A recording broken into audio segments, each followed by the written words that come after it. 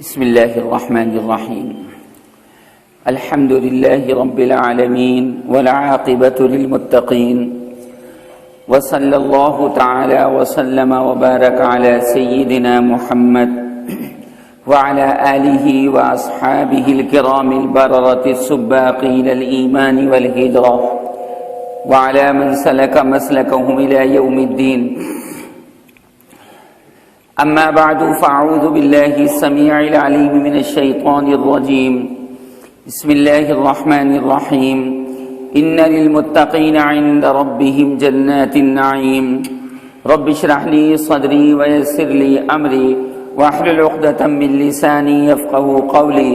علم الإنسان ما لم يعلم. رب زدني علما. حضرات گرامی، پچھلے درس میں اللہ تبارک و تعالیٰ کے بے پایاں فضل و احسان کے توفیل سورہ نون والقلم کا ایک رکوع مکمل ہوا، جس کے اندر آپ نے باغ والوں کا قصہ بھی سماعت فرمایا کہ باپ تو بہت نیک تھا لیکن بیٹے لالچی تھے، جس کی بنیاد پر فقراء، غرباء، یتامى، مساکین، لنجوں، اپاہجوں کو انہوں نے محروم کرنا چاہا، جبکہ سارے فردوں، سارے انسانوں، ہر مخلوق کا رازق اللہ ہے. اس کے یہاں ہر فرد کا رزق مقرر ہے، کیا کھانا ہے، کیسے کھانا ہے، کہاں کھانا ہے، کتنا کھانا ہے. ایک ایک دانے کے اوپر اللہ تبارک و تعالیٰ کی جانب سے مہر لگی ہوئی ہے. آدمی کھانا بھی نہ چاہے لیکن اللہ کو منظور ہے تو کھانا پڑے گا. یہ ہمارا آپ کا راسخ اور پکا عقیدہ ہے. لہذا پروردگار عالم حقیقت میں تو نوازتے ہیں متقیوں کو، پرہیزگاروں کو، گناہوں سے اجتناب کرنے والوں کو اور اطاعت گزاروں، فرما برداروں کو. لیکن اللہ تعالیٰ نے مسلمانوں اس دنیا کے اندر اپنا دسترخوان وسیع کر دیا ہے. دنیا میں اللہ کا دسترخوان وسیع ہے، جو چاہے کھا لے، کافر کھا لے، یہودی کھا لے، عیسائی کھا لے، ہندو کھا لے، سکھ کھا لے، کوئی بھی کھا لے، مرد کھا لے، عورت کھا لے، بلیاں کھا لیں، جانور کھا لیں، حیوانات کھا لیں، درندوں، پرندوں، چرندوں، جو چاہے کھا لے. اللہ کا دسترخوان وسیع ہے. لیکن یہی دسترخوان مسلمانوں آخرت میں اللہ تبارک و تعالی خاص کر لے گا صرف اپنے چاہنے والوں کے ساتھ. اہل جہنم کو یہ کھانا نہیں ملے گا، اہل کفر کو یہ کھانا نہیں ملے گا.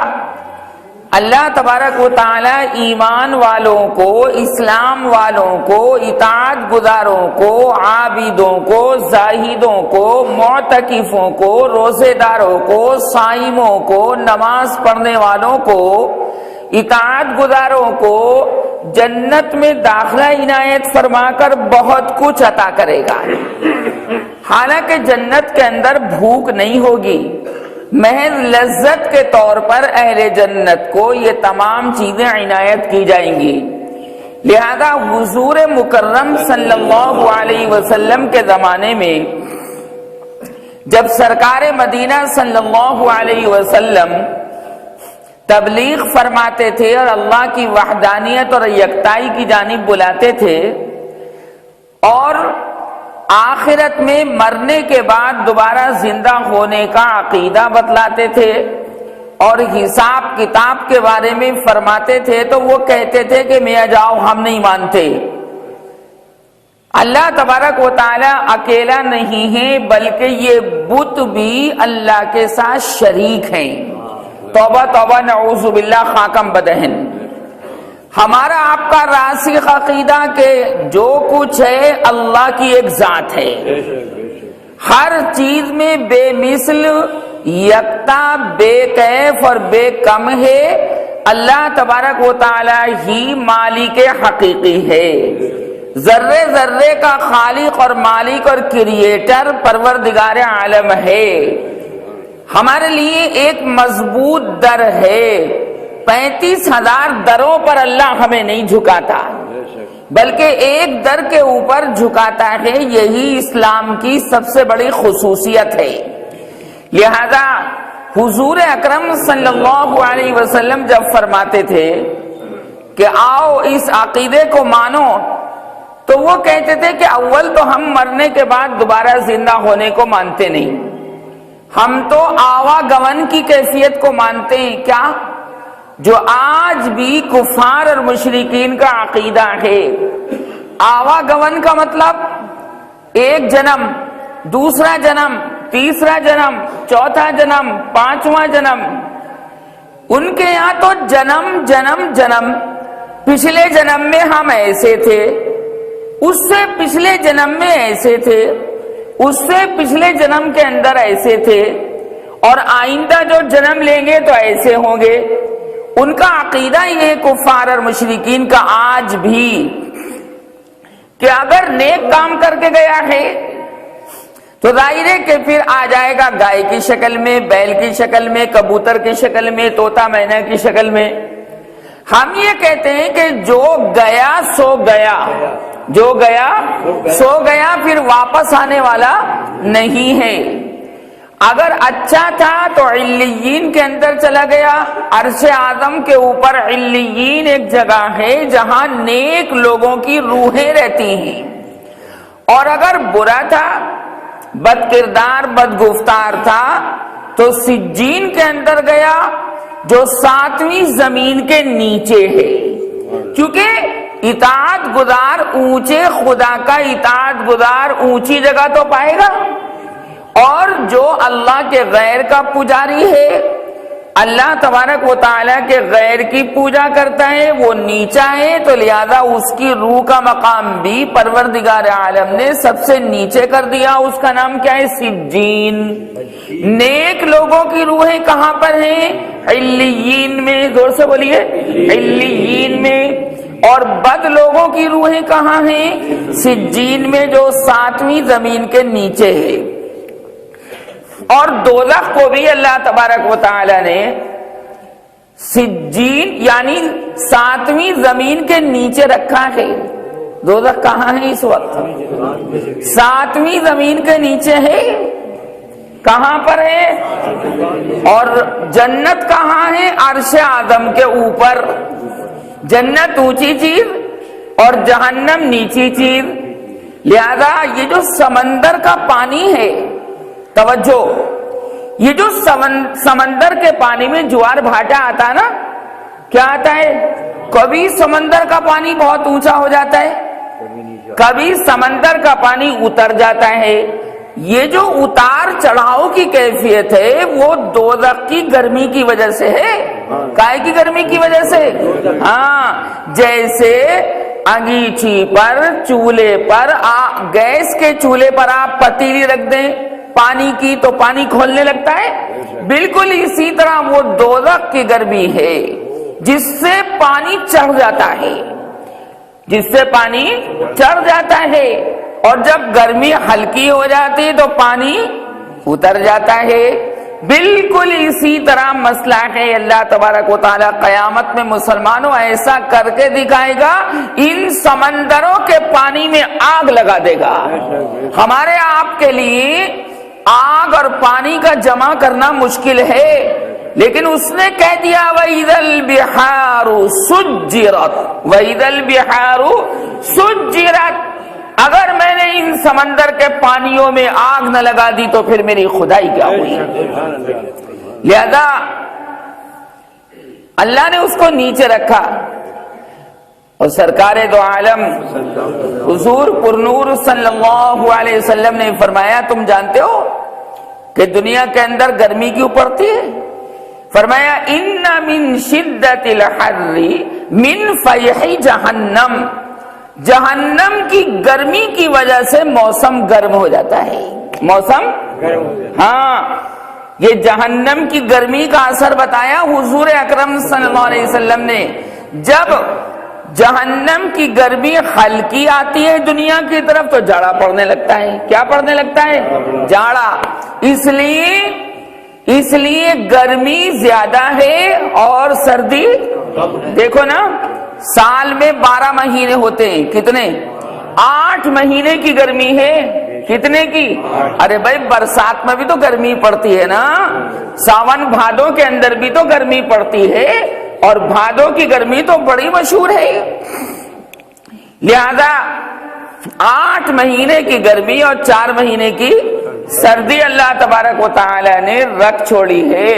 کیوں یہ 8 مہینے گرمی زیادہ کیوں رکھی؟ اس لیے کہ جہنم میں لوگ زیادہ جائیں گے، جہنم میں لوگ، اللہ ہمیں آپ کو تو محفوظ فرمائے اور سارے مسلمان مرد و زن کو محفوظ فرمائے۔ یہ کیوں کہہ رہا ہوں میں؟ جنت میں لوگ کم جائیں گے اور جہنم میں لوگ زیادہ جائیں گے، یہ قرآن کے 90 پارے میں ہے۔ وَلَقَدْ ذَرَأْنَا لِجَهَنَّمَ كَثِيرًا مِنَ الْجِنِّ وَالْإِنسِ، ہم نے بہت سے جنات کو، جنات کی اکثریت کو اور انسانوں کی اکثریت کو جہنم کے واسطے پیدا کیا ہے۔ اور جنت میں لوگ کم جائیں گے، خوش قسمت لوگ ہی جائیں گے، خوش قسمت لوگ ہی جائیں گے۔ جنت کو اللہ تبارک و تعالی نے بہت لمبا چوڑا بنا رکھا ہے، قرآن کے 4 پارے میں اور 27ویں پارے میں لکھا ہوا ہے کہ جہنم کی چوڑائی 7 آسمانوں کے برابر ہے، جنت کی چوڑائی 7 آسمانوں کے برابر اور 7 زمینوں کے برابر ہے۔ کتنی بتائی چوڑائی؟ 7 آسمان اور 7 زمین مل کر چوڑائی بنتی ہے۔ اب جب چوڑائی اتنی ہے تو لمبائی کتنی ہوگی؟ اب حضور اکرم صلی اللہ علیہ وسلم سے سوال کیا گیا کہ یا رسول اللہ آپ یہ ارشاد فرمائیے کہ جنت کے اندر لوگ جائیں گے کہ ہاں جائیں گے، ایمان والے، اسلام والے، اطاعت گزار، نورانی چہرے والے، نورانی دل والے جائیں گے، جو قلب سلیم رکھنے والے ہوں گے وہ جائیں گے۔ الا من اتى اللہ بقلب سلیم، قلب سلیم جو کفر سے پاک و صاف جائیں گے وہ لوگ اللہ تعالی جنت میں داخل فرمائے گا۔ تو صحابہ نے عرض کیا کہ یا رسول اللہ جنت تو بہت لمبی چوڑی، توجہ، بہت لمبی چوڑی۔ فرمایا کہ جب جنتی جنت میں چلے جائیں گے اور جنت میں جگہ بہت باقی رہ جائے گی، جنت میں جگہ بہت باقی رہ جائے گی، تو سرکار نے فرمایا کہ اللہ تبارک و تعالی جنت کو سکیڑ دے گا، جنت کو سکیڑ دے گا۔ بھائی اتنی لمبی چوڑی چیز ہے وہ اتنی چھوٹی ہو جائے گی، جو جگہ باقی رہ گئی ہے وہ جگہ اللہ تبارک و تعالیٰ کیا کر دے گا؟ سکیڑ دے گا۔ اور بہت سے لوگوں کو پروردگار عالم جنت میں ہی پیدا کرے گا۔ کہاں پیدا کرے گا؟ جنت میں ہی۔ ان کو پیدا کر کے بھی جگہ باقی رہ جائے گی ان کو۔ تو صحابہ نے کہا کہ یا رسول اللہ وہ تو بہت مزے میں رہیں گے، بھائی جو وہیں پیدا ہوئے وہیں جنت میں چلے گئے، نہ یار دنیا کا گورکھ دھندا دیکھا، نہ دنیا کی تکلیفیں دیکھی، نہ دنیا کی مصیبتیں دیکھی، نہ روزی روٹی کا چکر، نہ کاروبار کا چکر، نہ بیماری کا چکر، نہ امراض کا چکر، وہ لوگ تو بہت مزے میں ہوں گے۔ مشائخ نے فرمایا، کیا فرمایا؟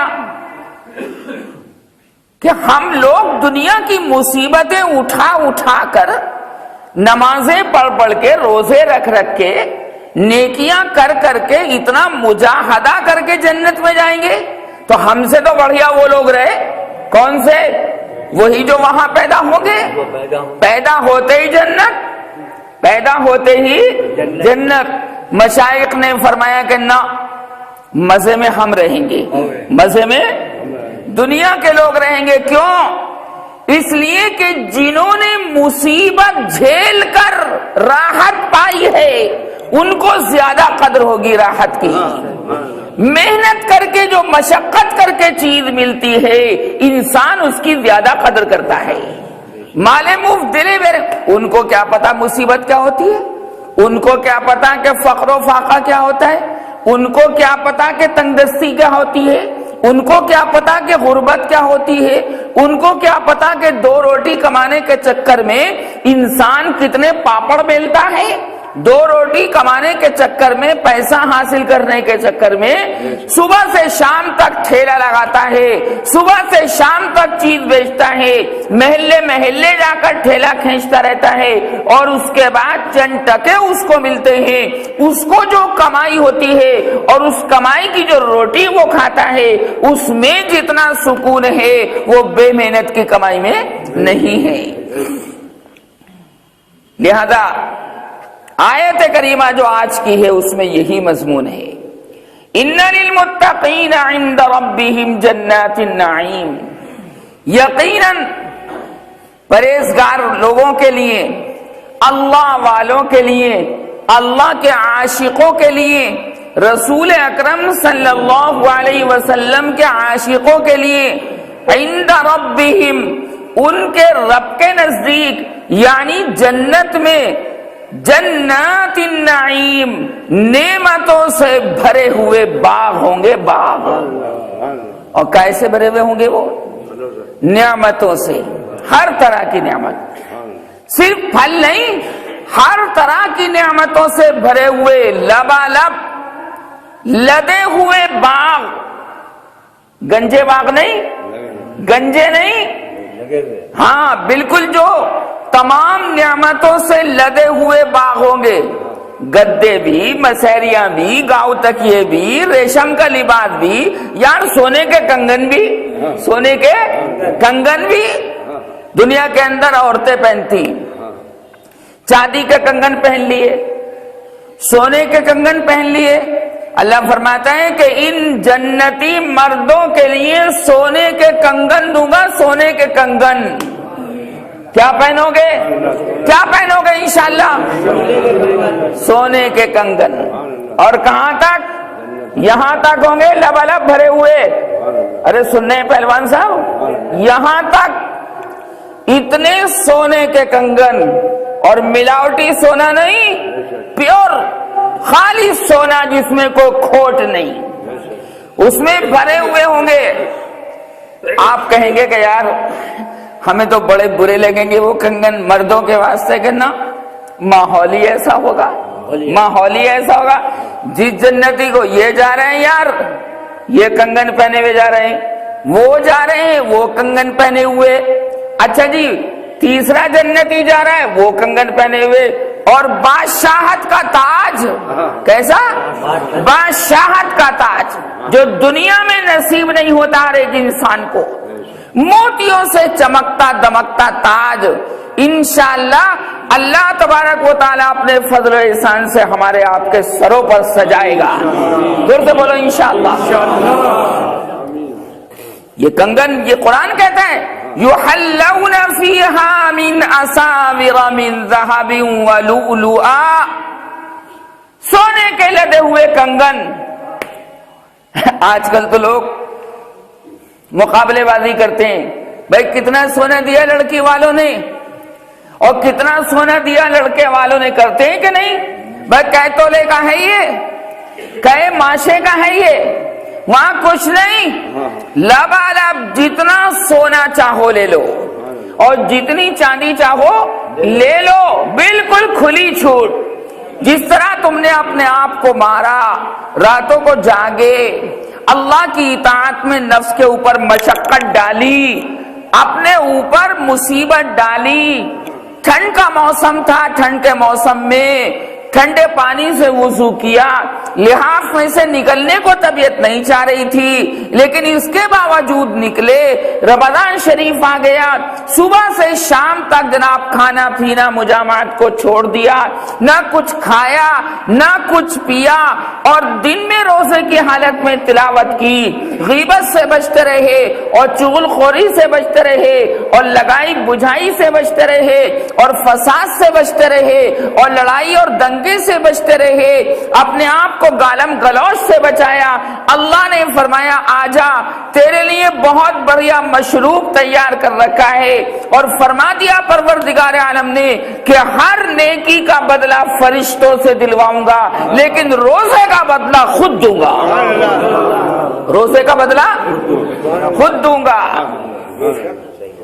الصوم لی، بے حوالہ بات نہیں، بخاری کی حدیث سنو، الصوم لی وانا اجزی بہ، روزہ یہ خالص میرے واسطے رکھ رہا ہے، میں خود اس کا بدلہ دوں گا۔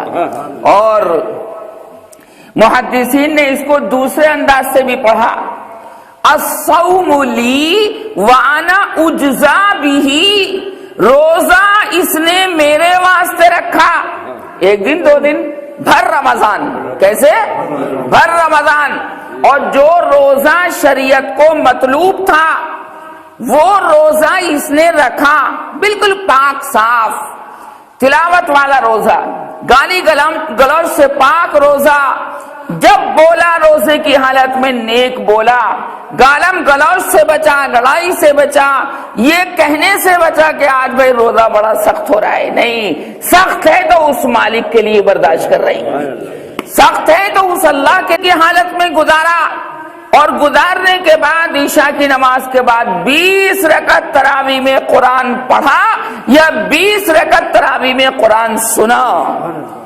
فرمایا دونوں کا ایک ہی بدلہ ہے، پڑھنے والے کا بھی وہی بدلہ اور سننے والے کا بھی وہی بدلہ۔ اس نے میرے قرآن کی محبت میں 20 رکعت تراویح پڑھی، اس نے میرے قرآن کی محبت میں اپنے آپ کو صحیح طور سے پیش کیا، تراویح کی نماز میں بھی اور بقیہ نمازوں میں بھی، اور روزے کی حالت میں اپنے آپ کو رکھا، فرمایا سارے لوگ جو ہیں وہ اس سے الگ ہیں، روزہ اس نے میرے واسطے رکھا، لہذا اس کا بدلہ یہ ہوگا کہ میں اللہ اپنے آپ کو اس کے حوالے کر دوں گا، میں اللہ اپنے آپ کو حوالے کر دوں گا۔ اس لیے روزے دار کی جزا کیا ہے؟ خود اللہ اپنے آپ کو دے دے گا، خود اللہ، اور کہا گیا کہ جب اللہ اپنے آپ کو دے دے گا تو جنت میں ہر وقت اپنا دیدار کروائے گا، جنت میں ہر وقت اپنا دیدار، اور اللہ سے خوبصورت کوئی چیز نہیں، کیوں بھائی اللہ سے خوبصورت کوئی چیز ہے؟ کوئی چیز نہیں۔ نا امید مت ہونا، مرنا سب کو ہے، بڑھیا کر کے مرنا، بڑھیا موت آنی چاہیے، تلاوت والی، کلمے والی، کلمہ شہادت والی، لا الہ الا اللہ محمد الرسول اللہ والی، بڑھیا قرآن کی حالت میں، قرآن پڑھنے کی حالت میں یا اذان پڑھنے کی حالت میں موت آنی چاہیے۔ اللہ تبارک و تعالی ان تمام احوال کو طاری کر کے بتانا چاہتا ہے کہ تیری موت اچھی، تیرا آنا اچھا، تیرا جانا اچھا، میری زمین بھی تیرے اوپر فخر کرے گی کہ یہ مومن بندہ، عاشق بندہ مجھ زمین کی چھاتی کے اندر آ گیا، لہذا وہ زمین بھی دعا کرتی ہے اور وہ ایک ایک ذرہ دعا کرتا ہے، اور اللہ تبارک و تعالی اس کی قبر کو بڑھیا کر کے سارے قبرستان کے سارے مردوں کی مغفرت کر دیتا ہے۔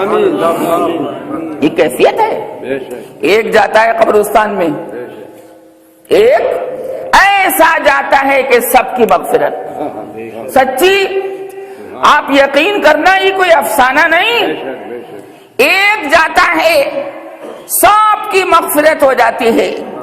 جیسے ایک بزرگ کا واقعہ ہے کہ سفر کرتے کرتے قبرستان راستے میں پڑا، تھک گئے تھے، ٹیک لگا کر لیٹ گئے، وہیں نیند آ گئی، وہیں نیند آ گئی، اور اس سے پہلے کیا کیا؟ سونے سے پہلے، لیٹنے سے پہلے جب دیکھا کہ قبرستان ہے تو انہوں نے علم شریف پڑھ کر کچھ قرآن پڑھ کر سارے مردوں کو بخش دیا، سارے مردوں کو، یا اللہ اس قبرستان کے اندر جتنے لوگ دفن ہیں سب کو تو جنتی بنا دے اور سب کو تو مغفور بنا دے اور سب کے اوپر رحم فرما دے، جتنے بھی آج تک اس کے اندر دفن ہوئے ہوں سو گئے، اور سونے کے بعد دیکھا کہ ایک ایک مردہ طباق لیے ہوئے اس ایصال ثواب کو سونے کے طباق میں رکھ کر پیش کر رہا ہے اور کہہ رہا ہے کہ اے سونے والے تو نے جو ہمیں ابھی ثواب بخشا ہے پڑھ کر یہ وہ تیرا ثواب ہے، اور اللہ نے ہم سب کے اوپر رحم فرما دیا۔ یہ کہا مردہ کبھی جھوٹ نہیں بولتا، مردہ کبھی جھوٹ نہیں بولتا، خواب میں جو مردہ آ کر کہے وہ صحیح کہہ رہا ہے۔ اگر خواب میں کسی مردے کو ہنستا ہوا دیکھو سمجھ لو کہ اس کی قبر والی زندگی بڑھیا ہے، قبر والی زندگی، اور اگر کسی مردے کو روتا ہوا دیکھو سمجھ لو اس کی قبر والی زندگی بڑھیا نہیں ہے، لہذا اس کو ثواب پہنچاؤ، اس کے لیے دعائیں مغفرت کرو، اس کے لیے دعائیں رحمت کرو، اس کے لیے دعائیں سکون کرو، اس کے لیے دعائیں سکینہ کرو، تب جا کر جناب اس کو آپ ہنستا ہوا دیکھیں گے، اور تب جا کر اس کا لباس بھی نورانی آپ کو نظر آئے گا۔ اور جب کبھی دیکھو کہ مردہ آپ کو کوئی چیز آ کر دے رہا ہے، مثلا 1000 کی گڈی آپ کے ہاتھ میں ڈال دی تو 1000 کی گڈی وہ 1000 کی ہے، 1,00,000 روپیہ آپ کے پاس ضرور آئے گا۔ جو مردہ دیتا ہے ملتا ضرور ہے، جو مردہ دیتا ہے ملتا ضرور ہے، جو وہ کہتا ہے وہ ہوتا ضرور ہے۔ کون؟ مردہ۔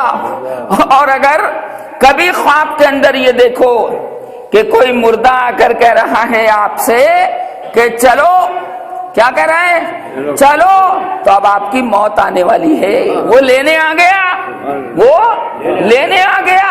اب بیوی کہہ دے، بھتیجا کہہ دے، چاچا کہہ دے، پھوپا کہہ دے، پھوپھی کہہ دے چلو چلو میں لینے آیا ہوں، تو آپ سمجھ لو کہ ان قریبی موت آنے والی ہے، کیونکہ مردہ کبھی جھوٹ نہیں بولتا، جھوٹ دنیا تک ہے، جھوٹ وہ مردوں والی زندگی، وہ قبر والی زندگی وہ سچوں کی زندگی ہے، کائے کہ سچوں کی، صادقین کی زندگی ہے۔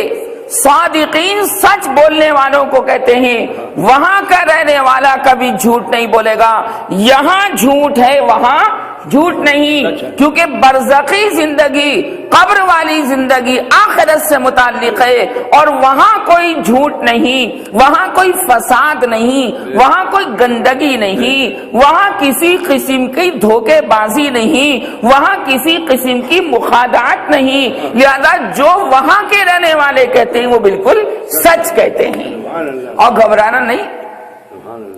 یہ تو اچھی بات ہے کہ خواب میں آ کر بتا دے چلو چلو لینے آیا ہوں، تو رونا پیٹنا نہیں، جانا تو ہے بھائی، پہلے ہی بتا دیا۔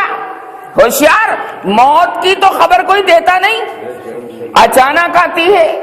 اب یہ اللہ کا کرم ہوا کہ اس مردے نے آ کر آپ کو بتا دیا کہ چلو، تو موقع تو مل گیا توبۃ اللہ کا، ارے بھائی موقع تو مل گیا استغفار کرنے کا، موقع تو مل گیا اللہ کے سامنے رونے دھونے کا، اس خواب کی وجہ سے موقع تو مل گیا اللہ تبارک و تعالی سے عافیت مانگنے کا، کچھ تیاری کرنے کا۔ یہ اللہ تبارک و تعالی کی جانب سے خاص انعام ہوتا ہے۔ تو فرمایا گیا وہ جو باغ والے تھے نا، جنہوں نے اپنے باغ کو ہلاک کر دیا تھا نیت فاسد ہونے کی وجہ سے، اور اپنے باپ کو کہا تھا کہ ہمارا باپ بڑا بے وقوف ہے کہ باغ کی پیداوار میں سے غریبوں اور یتیموں کو کھلاتا ہے، اللہ نے فرمایا نہیں، غریبوں اور یتیموں کا حق میں نے تمہارے باغ میں رکھ کر تمہارے اوپر احسان کیا ہے کہ دینے والا تو میں ہوں، دینے والا اللہ تبارک و تعالی ہے، لیکن تیرے دسترخوان سے کھلانے کو وسیلہ بنا دیا ہے۔ ارے بے وقوف کہیں کے، تو اپنے آپ کو خوش نصیب سمجھ، اپنے آپ کو خوش قسمت سمجھ کہ دیتا اللہ ہے کھلاتا اللہ ہے، پر مقدر کر دیا کہ تیرے دسترخوان سے کھلاؤں گا تو اللہ کے قریب ہو گیا اس بہانے سے۔ ان لوگوں نے بات کو سمجھا نہیں، سارا باغ جل گیا، سارا باغ۔ کذالک العذاب ولعذاب الآخرۃ اکبر لو کانوا یعلمون۔ پھر فرمایا وہ جو باپ نیکیاں کر کے گیا ہے نا اور متقین میں اپنے آپ کو شامل کر لیا، اللہ کے عاشقوں میں اپنا نام لکھوا لیا، نعمتوں سے بھرے ہوئے لدے ہوئے باغ ہیں ان کے لیے۔ ایک باغ نہیں، قرآن میں جمع استعمال ہوئی، جنات بہت سے باغ ہیں۔ کتنے؟ کیوں بھائی اللہ تبارک و تعالیٰ چھوٹا ہے بڑا ہے؟ بڑا ہے، وہ تو بڑوں کا بڑا ہے بھائی، تو اس کی یہاں کوئی کمی باغوں کی؟ ارے بھائی آپ کا باغ ہوگا 8 بیگھے 50 بیگھے 100 بیگھے، وہاں تو باغی باغ بھرے پڑے بھائی، اور یہاں تو یار آم آنے میں 1 سال لگتا ہے۔ کیا بول، گرمی کا موسم گیا آم ختم ہو گئے، پھر گرمی کا موسم آئے گا پھر آم آئیں گے، وہاں تو ہر وقت کا آم تیار ہے۔ ادھر ایک آم کم ہوا، اللہ نے اسی ٹہنی میں دوسرا آم فوراً لگا دیا، دوسرا آم فوراً لگا دیا، کوئی مشکل نہیں۔ غور کیا کرو کبھی اللہ کی قدرت پر، کتنی بڑی قدرت ہے۔ اربوں خربوں مخلوقات تو اب ہیں اس وقت دنیا میں، سب کو کھلا رہا ہے یا کوئی بھوکا مر رہا ہے؟ سب کو کھلا رہا ہے، چونٹیوں تک کو کھلا رہا ہے۔ کس کو؟ چونٹیوں اور چونٹوں کو کھلا رہا ہے، سانپ کو اس کے بل میں کھانا پہنچا رہا ہے، گھونسلے کے اندر چڑیا کو کھانا پہنچا رہا ہے، کبوتروں کو کھانا مل رہا ہے۔ اپنے آپ کو مت دیکھو، اللہ کی بہت مخلوقات ہیں جن کو ہم اور آپ جانتے نہیں، سب کو جناب دے رہا ہے، تو چھوٹا ہے بڑا ہے؟ یہ لاجواب، کیسا لاجواب، بے مثال، بے نظیر۔ کبھی کاروبار میں تنگی آ جائے تو غم نہ کرنا، کبھی پیسے میں کمی آ جائے تو غم نہ کرنا، اس کی جانب توجہ زیادہ کر دینا، اللہ چند دن نہیں لگیں گے کہ مالا مال کر دے گا، چند دن نہیں لگیں گے، ساری قدرت کاملہ آپ کے پیچھے لگ جائے گی، اور وہ اللہ کی قدرت کاملہ پیچھے لگ کر آپ کی تمام ضروریات کو پورا کر دیں گے۔ تجوری تھوڑی کم ہو تو گھبرانے کی کوئی بات نہیں، غریبوں کو دیتے رہو، غریبوں کو، اللہ والوں کو اپنے گھر میں بلاتے رہو، ان کے قدم آنے کے بعد برکت ہوتی ہے۔ یہ آپ کا عقیدہ ہمارا عقیدہ ہے، لہذا فرمایا نعمتوں سے لدے ہوئے باغات ہیں، باغات، جتنا چاہے لے لے، جتنا چاہے۔ کوئی اگر جنتی کہے کہ حضور میرا باغ 100 بیگھے کا ہی ہے، اب بھوک تو ہوگی نہیں وہاں پر، یا ہوگی بھوک؟ دنیا تک ہے بھوک، دنیا تک ہے بھوک، وہاں ہی نہیں بھوک۔ 100 بیگھے کا ہے تو اللہ فرمائے گا بول کتنا چاہتا ہے کہ جی 200 بیگھے کا کر لے، اسی وقت 200 بیگھے کا ہوگا، کوئی کمی نہیں، کوئی تاخیر نہیں، وداؤٹ اینی ڈیلے اللہ تبارک و تعالی عطا فرما دے گا۔ اس کے بعد نبی کریم صلی اللہ علیہ وسلم جب فرماتے تھے کہ دیکھو مرنے کے بعد دوبارہ زندہ ہونا ہے، اللہ تبارک و تعالیٰ پوچھ گچھ کرے گا کہ میرے غیر کو کیوں پوجا، میرے غیر کو، میرے غیر سے تم نے فریاد کیوں کی، میرے غیر سے تم نے سوال کیوں کیا، تم نے کیوں مانگا میرے علاوہ کسی اور سے؟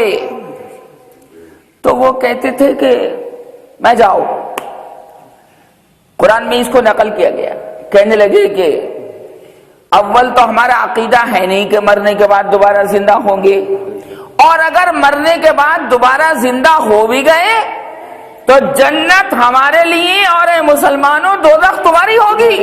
توبہ توبہ نہ، الٹی بات، کیا کرتی؟ الٹی بات۔ ہاں نہ ماننے والا ایسی باتیں کرتا ہے، ہیلے بہانے تراشتا ہے، گر تو ہی نہ چاہے بہانے ہزار ہیں۔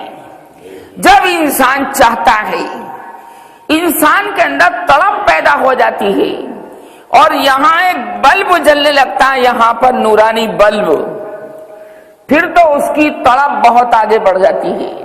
پھر نہ جاڑا دیکھے ہے، نہ برسات دیکھے ہے، نہ جناب بارش دیکھے ہے، اپنے کام سے کام ہے۔ دیکھو جب دلی آپ کو جانا ہوتا ہے صبح کی گاڑی سے تو آنکھ کھل جاتی کہ نہیں؟ کیونکہ فکر لے کر سوئے، فکر لے کر سوئے۔ کسی نے کہا کہ حضور بارش ہو رہی بہت تیز، تو آپ یہ نہیں کہتے کہ آج نہیں جاتا، کہ نہیں چلیں گے چاہے بھیگتے ہوئے چلیں، آج دلی میں ضرور کام ہے۔ تو ان دلی والے کاموں سے اہم کام تو اللہ تبارک و تعالیٰ کا کام ہے نہیں، کرنا ہے کرنا ہے کرنا ہے۔ جب یہ طلب اور یہ بلک اور یہ سسک اور یہ مچل اور یہ خواہش اور یہ رغبت اور یہ میلان جب پیدا ہو جائے گا تو اللہ تبارک و تعالیٰ سب چیزیں آپ کے لیے آسان کر دے گا۔ صحابہ یہ نقطہ سمجھ گئے تھے۔ کون سمجھا تھا یہ نقطہ؟ صحابہ سمجھ گئے تھے۔ وہ سمجھ گئے تھے کہ یار دنیا مجاہدے کا گھر ہے، دنیا آرام کا گھر نہیں۔ آرام کا گھر تو انشاءاللہ جنت ہے، آرام کا گھر جنت ہے۔ اور ان بزرگوں نے جتنے پاپڑ بیلے ہیں، حضرت مجدد صاحب نے اتنے پاپڑ بیلے، کیوں بیلے؟ یہ مجاہدے کا گھر ہے۔ وہ قرآن کو سمجھ گئے تھے، لقد خلقنا الانسان فی کبد۔ آپ کو بھی آیت یاد ہوگی، لا اقسم بهذا البلد وانت حل بهذا البلد ووالد وما ولد لقد خلقنا الانسان فی کبد۔ ہم نے انسان کو مجاہدے کے لیے پیدا کیا۔ کائے کے لیے؟ مجاہدے کے لیے پیدا کیا۔ راتوں کو اٹھ کر اللہ اللہ کرنا اور راتوں کو اٹھ کر اللہ کے سامنے رونا اور دن کے اجالے کے اندر منہ چھپا چھپا کے رونا کہ کوئی آدمی میرے رونے کا مذاق نہ اڑائے، لیکن اللہ دیکھتا ہے کہ اس نے دن کے اجالے کے اندر میری خاطر رونا شروع کیا اور اپنے منہ کو چھپایا تاکہ ریاکاری نہ ہو جائے اور تاکہ دکھلاوا نہ ہو جائے۔ اللہ اس رونے کو پسند کر کے ایک ایک قطرے کو اپنی بارگاہ میں مقبول اور مشکور فرما کر بنا حساب کتاب اجر عنایت فرماتا ہے۔ لہذا فرمایا، کہنے لگے بھائی اگر ہم دوبارہ پیدا کیے بھی گئے تو جنت ہماری اور دوزخ تمہاری۔ کس سے کہتے تھے؟ حضور اکرم۔ الٹی بات، الٹی ہی چال چلتے ہیں دیوان گانے عشق، الٹی ہی چال چلتے ہیں دیوان گانے عشق، آنکھوں کو بند کرتے ہیں دیدار کے لیے۔ اگر اول تو پیدا نہیں ہوں گے اور اگر ہو بھی گئے تو اے مسلمانوں جنت ہماری اور دوزخ تمہاری۔ ہاں ہاں قرآن میں لکھا ہوا ہے یہ جواب ان کا، وَلَئِن رُجِعْتُ إِلَىٰ رَبِّي إِنَّ لِي عِندَهُ لَلْحُسْنَىٰ۔ 25ویں پارے کا پہلا رکوع اٹھا کر دیکھیو، وہاں یہ جواب لکھا ہوا ہے۔ کافر کہتے تھے جنت ہماری اور اے مسلمانوں دوزخ تمہاری، یہ جواب دیتے تھے اور کہتے تھے کہ تم سڑو گے جہنم کی آگ میں، توبہ توبہ۔ تو اللہ تعالیٰ جواب دیتا ہے اس آیت میں، آج کے سبق میں، افنجعل المسلمین کالمجرمین، افنجعل المسلمین کالمجرمین، کیا ہم ایمان والوں کو کافروں کے برابر کر دیں؟ ایمان والوں کو کافروں کی جگہ پر کر دیں اور کافروں کو ایمان والوں کی جگہ پر کر دیں؟ ایسا کبھی نہیں ہوگا، ایسا کبھی نہیں ہوگا، ہرگز نہیں۔ اور اسی مضمون کو اللہ نے ادا فرمایا 23ویں پارے میں سورہ صاد کے اندر، ام نجعل المتقین کالفجار، کیا ہم متقیوں کو فاجر فاسق کی طرح برابر قرار دیتے؟ ہرگز نہیں. جس نے اچھا کام کیا اس کے لیے اچھا انجام، اور جس نے برا کام کیا اس کے لیے برا انجام ہے. لہذا فرمایا فَنَجْعَلُ الْمُسْلِمِينَ كَالْمُجْرِمِينَ. پھر پوچھا بھئی کیا ہو گیا تمہارے دماغوں کو، کیا ہو گیا تمہاری سوچ کو، اور کیا ہو گیا تمہاری قوت فکریہ کو؟ مَا لَكُمْ كَيْفَ تَحْكُمُونَ. ابے کیا ہو گیا تمہیں؟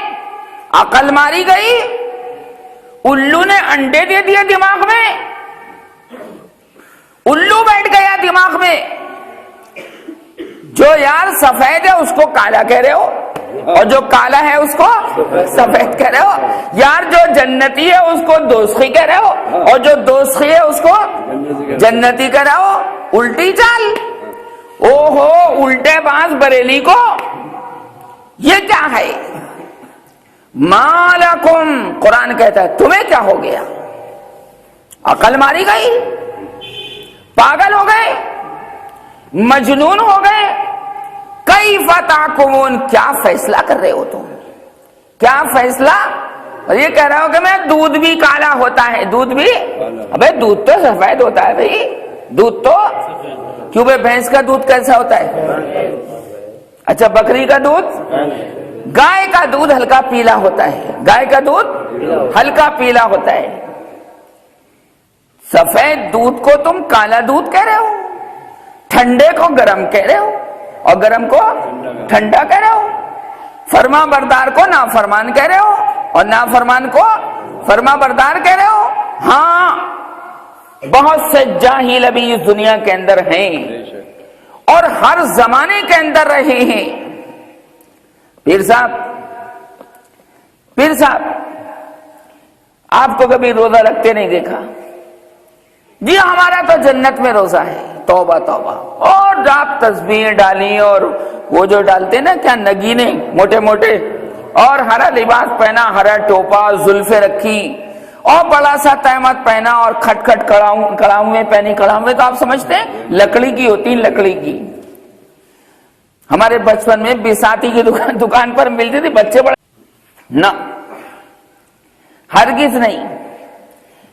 بولے پانچوں نمازیں ہم تو ایک ہی وقت میں پڑھ لیتے ہیں، ایک ہی وقت میں عشاء میں نمٹا لیتے. ایک پیر تو یار امروہہ میں ایسا پیدا ہوا، اس کا مرید میرے پاس آ گیا. ہاں سچی بات بتا رہا ہوں، جھوٹ تو میں کہتا نہیں. وہ میرے پاس آ گیا اور آ کر کہنے لگا کہ میں تو صرف 3 نمازیں پڑھتا ہوں. میں تو ایک ظہر کی، ایک عصر کی، ایک مغرب کی. میں نے کہا بھائی باقی 2 نمازیں؟ کہنے لگے وہ ہمارے پیر صاحب نے معاف کر دی ہیں. ہمارے پیر صاحب نے مجھ سے خود کہا. میں نے کہا کہ عشاء اور فجر کی یا کوئی سی بھی نماز رسول اللہ صلی اللہ علیہ وسلم سے معاف نہیں ہوئی. بڑے پیر صاحب سے معاف نہیں ہوئی، خواجہ غریب نواز کے اوپر معاف نہیں ہوئی، خواجہ قطب الدین بختیار کاکی پر معاف نہیں ہوئی.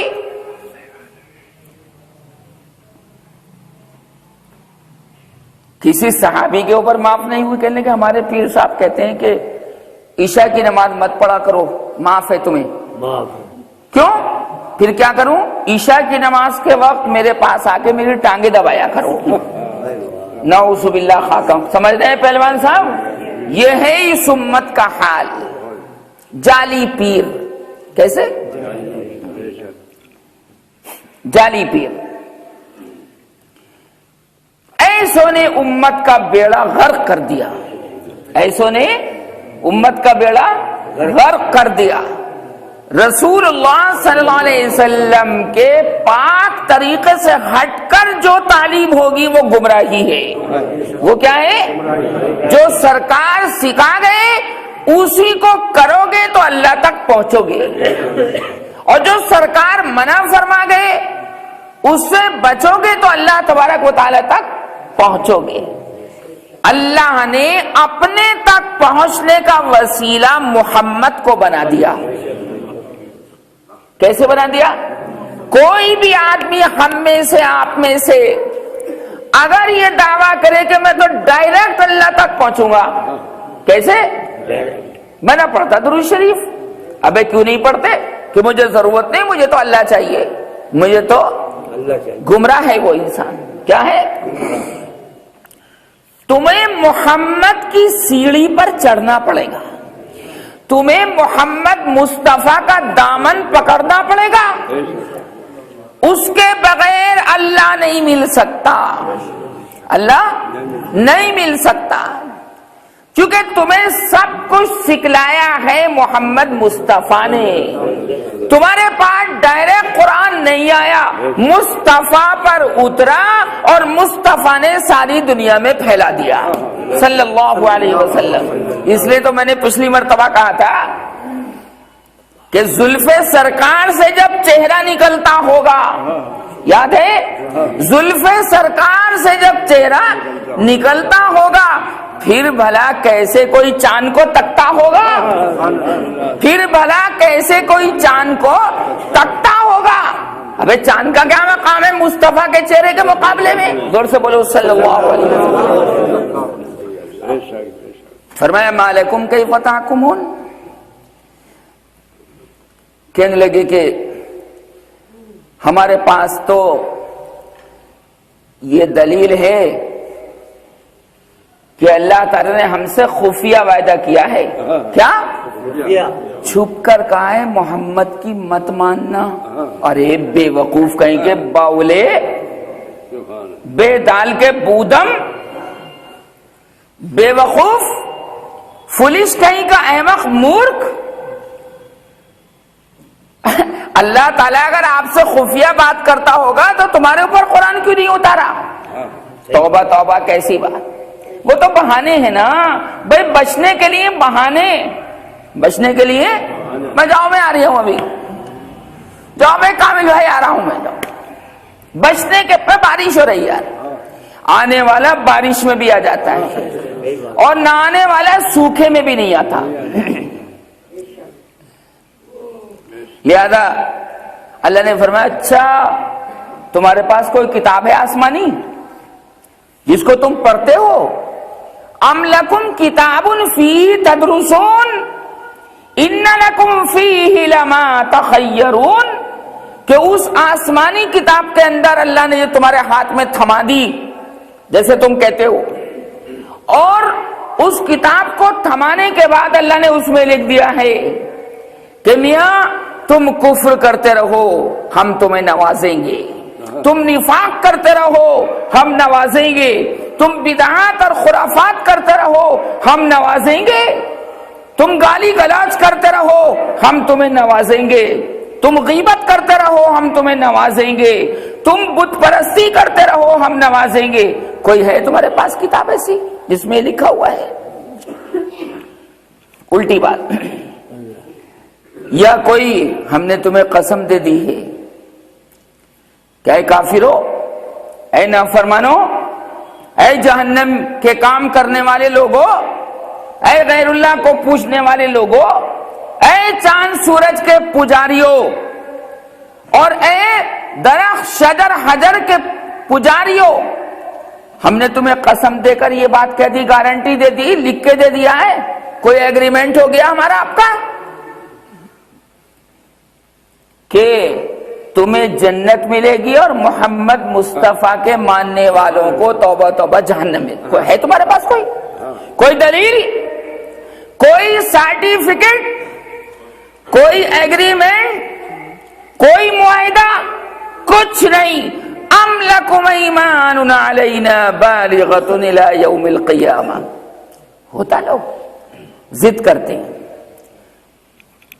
پرسوں کی بات ہے، کل کی بارش کب آئی تھی؟ دوپہر میں. پرسوں آئی تھی. تو ایک جگہ نکاح پڑھانے میں گیا، ایک صاحب جو تھے وہ وہاں موجود تھے. انہوں نے الٹی سیدھی باتیں دولہا کے پاس کرنی شروع کر دی. الٹی سیدھی باتیں. کیا؟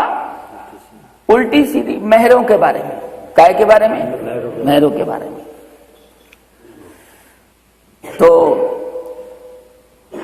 مجھ سے بھی وہ تائید لینے لگے کہ آپ بھی تائید کر دیں اس کی. میں نے کہا اچھا، بھاری برتن اچھلا اچھلا نہیں پھرتا، اوچھی تلیا بئی بئی پھرتی ہے. سننے پہلوان، اوچھی تلیا بئی بئی پھرتی ہے. خالی برتن ہمیشہ بولتا ہے، بھرا ہوا برتن نہیں بولتا. قابل آدمی مجلس میں خاموش بیٹھا رہتا ہے، قابل آدمی خاموش، اور جاہل آدمی بولتا رہتا ہے. میں پوری گاڑی امروہہ سے دلی پہنچ گئے، بولم بالی بولتا ہی رہا یار، بولتا ہی رہا بولتا ہی رہا. بے کیسے پھوپا ہو گئے بھائی تیرے باولے. الٹی سیدھی باتیں جاہل بولتا رہتا ہے، کیونکہ وہ اپنی قابلیت ثابت کرنا چاہتا ہے. خالی آدمی قابلیت ثابت کرتا ہے، میں مجھے بھی پتا ہے مسئلوں کا. اور بہترین عالم جو ہے وہ خاموش بیٹھا رہتا ہے. اب وہ جب انہوں نے میری طرف التفات کیا، میں نے اتنی بات کہی، حضور کوئی قرآن کی آیت ہے آپ کے پاس؟ کہ میں تو قرآن پڑھا ہوا نہیں. ابے میں نے کہا باولے، دین کھلواڑ ہو گیا. ارے گڑیا گڈوں کا کھیل ہو گیا بھائی دین. کوئی حدیث شریف کہ نہ جو میں کہہ رہا ہوں وہ صحیح ہے. تو ایسے کیسے ہو جائے گا جو میں کہہ رہا ہوں وہ صحیح ہے؟ ہمارے پاس تو ناپنے کے لیے قرآن موجود ہے، ہمارے پاس ناپنے کے لیے حدیث پاک موجود ہے، سرکار کا پاک طریقہ موجود ہے. جب میں نے یہ بات کہی تو بولتی بند ہوئی، بولتی. میں نے کہا یہ مت سمجھنا لال لال گدڑیوں میں چھپے ہوئے ہوتے ہیں. تم سمجھ رہے تھے یہاں اسٹیج پر سبھی جاہل بیٹھے گدڑیوں میں. اور میں نے کہا زیادہ معلومات کرنی تو گھر پر آنا. کہاں پر آنا؟ گھر پر آنا. خالی برتن ہمیشہ کمار کے پاس جو برتن رکھے ہوتے نا ایسے بجاؤ. بولے گی ہانڈی نہیں بولے گی؟ بولے گی کہ نہیں؟ اور اگر اس ہانڈی میں پانی بھر دو تو بولے گی نہیں. تو جاہل آدمی خالی ہوتا ہے، وہ اپنی قابلیت ظاہر کرتا. مجھے بھی پتا ہے تاکہ سامنے والے میری قابلیت کو سمجھیں. کچھ نہیں، قابلیت تو بھائی الگ ٹپکتی ہے، استعداد الگ ٹپکتی ہے، صلاحیت الگ ٹپکتی ہے.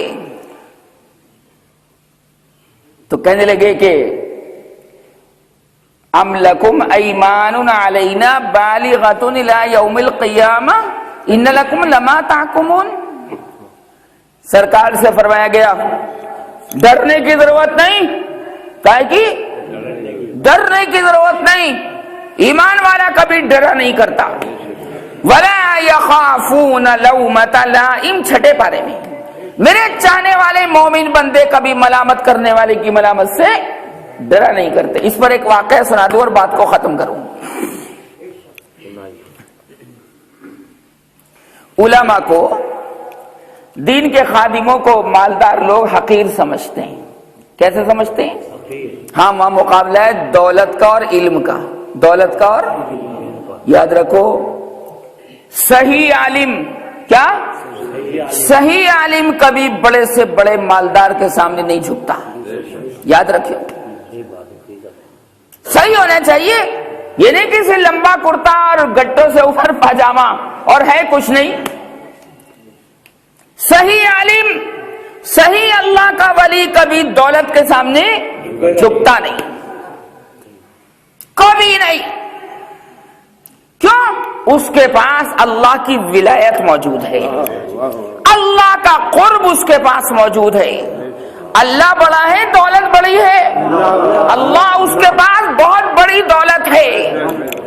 وہ کبھی نہیں جھکتا. وہ سر کٹا تو سکتا ہے، جھکا سکتا نہیں. وہ سر کٹا سکتا ہے، جھکا سکتا نہیں. حضرت امام شافعی رحمۃ اللہ علیہ پڑھانے کے بعد، امام شافعی کے نام تو سنا آپ نے، بہت مرتبہ سنا، میں ذکر کرتا رہتا ہوں. امام ابو حنیفہ کے شاگردوں کے شاگرد ہیں یہ، رحمہم اللہ رحمتا واسعہ۔ پڑھانے کے بعد بال بنوانے کے لیے حجام کے یہاں تشریف لے گئے۔ سادہ لباس تھا، اللہ والوں کا لباس سادہ ہوتا ہے، کوئی یہ نہیں کہ ادھر سے موتی لٹک رہے ہیں ادھر سے یہ کر رہے ہیں، وہ تو دل کی طرف توجہ دیتے ہیں۔ کہاں؟ دل کی طرف۔ یہ بنا ہوا ہوگا تو سب کچھ بن جائے گا۔ یہ دل اگر اللہ کے نور میں رنگا ہوا ہے تو سب کچھ آپ کے پاس ہے، اور اگر قارون کی دولت بھی آپ کے پاس ہے اور دل لگا ہوا نہیں، بیکار ہے۔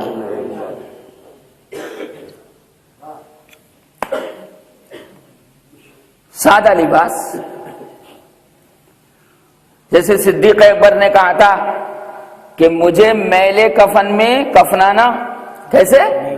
میلے نہیں، پرانے کفن میں، میلے نہیں، پرانے کفن میں کفنانا، پرانے کفن میں وصیت کی تھی۔ فرمایا تھا کہ نئے کپڑوں کے حقدار زندہ لوگ ہیں، نئے کپڑوں کے حقدار، میں تو وہاں جاؤں گا، مٹی میں جانا ہے، مٹی میں جا کے کفن تو میلا ہونا ہے۔ یہ بطور تواضع کے کہا، بطور انکساری کے کہا، ورنہ حقیقت میں مسلمانوں ہمارا آپ کا عقیدہ ہے کہ اللہ والوں کو عذاب تو کیا ہوگا، ان کا کفن بھی میلا نہیں ہوتا، ان کا کفن بھی، یہ ہمارا عقیدہ ہے، اللہ سنبھالتا ہے۔ کئی سو سال دفن ہوئے ہو گئے، قبر کھلی، ایسا لگا جیسے ابھی نہلا کر رکھا ہے، جیسے ابھی جیسے کافور لگا کے لٹایا ہے۔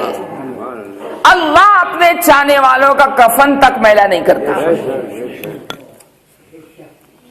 تشریف لے گئے بڑے بزرگ امام شافعی، سبحان اللہ، کیا نام ہے، لاکھوں کروڑوں آدمی دنیا میں ان کے ماننے والے ہیں۔ تو حجام نے دیکھا، حجام تو آپ سمجھ رہے، بال بنانے والا باربر، اس نے سوچا یار معمولی قسم کا آدمی ہے، کیا پیسے دے گا، معمولی قسم کا آدمی ہے، میں کیا پیسے دے گا یار۔ اتفاق سے حضرت امام شافعی علیہ الرحمہ نے جب فرمایا کہ میرے بال بنا دو، میرے، اسی وقت کوئی بھڑکدار لباس پہن کر کوئی مالدار آ گیا، کوئی، توجہ چاہوں گا یہ واقعہ، کوئی مالدار آ گیا، اس نے فوراً اس مالدار کو سمجھتے ہوئے کہ اس سے موٹی رقم ملے گی، کیسی ملے گی، موٹی رقم ملے گی بھائی، اس نے امام شافعی کی جانب کوئی توجہ نہیں دی، اور اس مالدار کے بال جو ہے وہ بنانے کے لیے پہلے تیار ہو گیا۔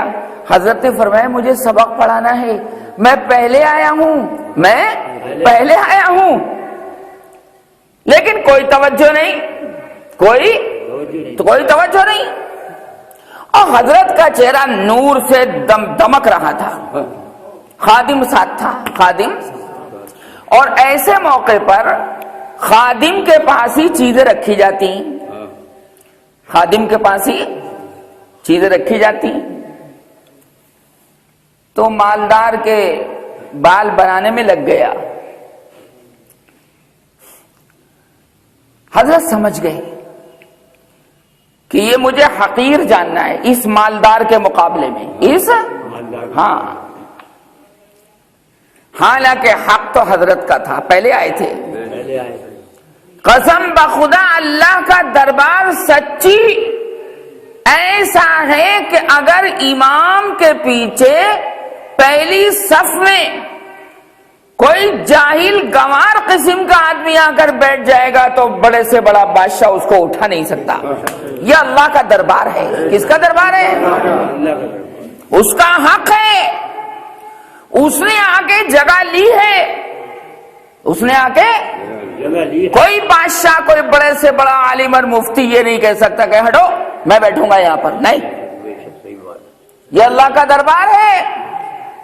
ایک ہی صف میں کھڑے ہو گئے محمود و ایاز، نہ کوئی بندہ رہا اور کوئی بندہ نواز، سب برابر ہیں اس کی نگاہ میں، سب اس کی مخلوق ہیں، کوئی ہٹا نہیں سکتا کہ ہٹو پیچھے بیٹھو، نہ، وہ اپنی جگہ خود ہی خالی چھوڑ دے، وہ بات الگ ہے، وہ بات الگ ہے۔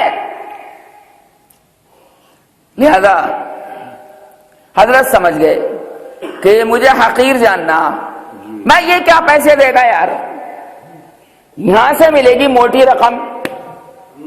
تو حضرت نے خادم سے فرمایا بڑے جوش میں آ کر، دیکھو یہ ہے اللہ والوں کی شان، بڑے جوش میں فرمایا خادم تمہاری جیب میں اس وقت کتنی اشرفیاں ہیں سونے کی؟ اس زمانے میں سونے کی اشرفیاں چلتی تھی، کتنی اشرفیاں ہیں سونے کی؟ خادم نے عرض کیا 300۔ کتنی؟ 300۔ اور ان 300 اشرفیوں کے مالک کون تھے؟ حضرت امام شافعی۔ بھائی خادم کے پاس تو رکھی ہوئی ہوتی، مالک تو آقا ہوتا ہے۔ کتنی اشرفیاں ہیں؟ 300۔ حضرت امام شافعی نے فرمایا کہ اس حجام کو یہ 300 اشرفیاں فری میں دے دو۔ کیسے دے دو؟ اور بال اس سے نہیں بنوائیں گے، کام بھی نہیں کروایا، اور 300 اشرفیاں اس حجام کو دے دی۔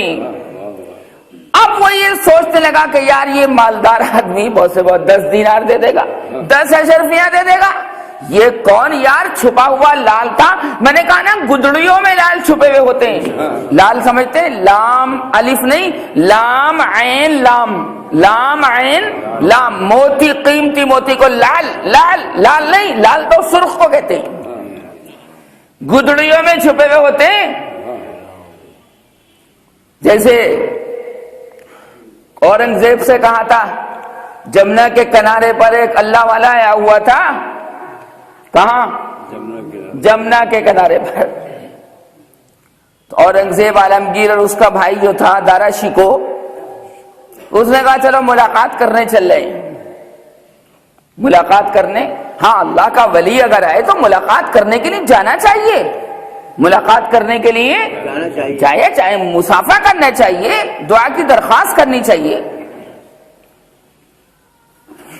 پہنچے، دیکھا کہ ایک گدڑی کے اوپر ایک نورانی چہرے والا بیٹھا ہے، معمولی لباس ہے، معمولی۔ تو دونوں بھائی پہنچے، مسافہ کیا۔ دارا شیکو نے کہا کہ حضور آپ میرے لیے دعا کر دیں کہ میں ہندوستان کا بادشاہ بن جاؤں۔ کیسا؟ ہندوستان کا بادشاہ بن جاؤں، مغلیہ دور کی بات ہے۔ اور ادھر عالمگیر نے بھی کہا کہ حضور میرے لیے دعا کیجئے کہ میں ہندوستان کا بادشاہ بن جاؤں۔ اب حکومت ایک ہندوستان کی اور چاہنے والے 2، چاہنے والے کتنے؟ 2۔ تو بڑا اچھا اللہ نے اس اللہ کے ولی سے جواب نکلوایا، فرمایا دارا شیکو سے ہندوستان کی اگر بادشاہت لینی ہے میری گدڑی پہ آ کے بیٹھ جا۔ کہاں بیٹھ جا؟ میری گدڑی پر۔ اس نے کہا حضور آپ تو بہت بڑے ہیں، نیک ہیں، میں کس قابل ہوں، یہ ہے اور وہ ہے، نہیں بیٹھا۔ عالمگیر سے کہا تو بیٹھ جا آ کر میری گدڑی پر۔ عالمگیر فوراً بیٹھ گیا۔ عالمگیر بادشاہ بنا اور دارا شیکو محروم ہو گیا۔ یہ گدڑی پر بیٹھنا، اللہ کے ولی کی گدڑی پر بیٹھنا اگر ہندوستان کا بادشاہ بنا سکتی ہے تو سرکار کے قریب جا کر انسان بادشاہوں کا بادشاہ بن جاتا ہے۔ یہ مصطفیٰ ہے، مصطفیٰ کون ہے؟ محمد الرسول اللہ صلی اللہ علیہ وسلم۔ ایک فقیر کی گدڑی پر بیٹھ کر بادشاہ بنا دیتا ہے اللہ انسان کو کہ میرے چاہنے والے کی قدر کی، علم کی قدر کی، بزرگی کی قدر کی۔ اللہ ایسی قدر تو بڑے سے بڑے مالدار کو نہیں دیتا، کیونکہ وہ پیسے کے چکر میں، کیا کے چکر میں؟ 99 کا پھیر، 99 کا پھیر، 99 کا پھیر، یہاں سے بھی دبا لوں اور یہاں سے بھی دبا لوں۔ تو حضرت نے فرمایا 300 درہم اس کو دے دے، 300 دینار۔ اشرفیہ بنا بال کٹوائے آ گئے. اب وہ دیکھ رہا ہے کہ یہ کون آدمی بھائی, یار بال بھی نہیں بنوائے اور 300 اشرفیاں بھی مل گئی. انہوں نے کہا یہ بہت زبردست آدمی. پیچھے پیچھے گیا لوٹنے لگا پیروں میں, فرمایا اسی مالدار کے بال بناؤ جا کر, اب ہم تم سے نہیں بنوائیں گے, اب ہم تم سے. اس لیے میرے بھائیوں کبھی کسی غریب کو حقیر مت سمجھنا, کبھی کسی کم قیمتی لباس والے کو حقیر مت سمجھنا. کیا پتا اس کے پاس دل میں کیا دولت بھری ہوئی ہے, کیا دولت ہے اس کے پاس. اسی وجہ سے ہمارے یہاں اکرام مسلم کا شعبہ ہے. کیا کا شعبہ ہے؟ اکرام مسلم. مسلمان کی عزت کرنا, اس کو معزز کرنا, اس کو عزت کی نگاہ سے دیکھنا. کبھی کسی کو یہاں تک کہ ایک چڑیا تک کو حقیر مت جاننا, کیونکہ چڑیا جہنم میں نہیں جائے گی. چڑیا جہنم میں اللہ کی بنائی ہوئی مخلوق ہے. اللہ تعالیٰ مجھے بھی عمل کی توفیق عطا فرمائے اور آپ حضرات کو بھی. وآخر دعوانا الحمدللہ رب العالمین.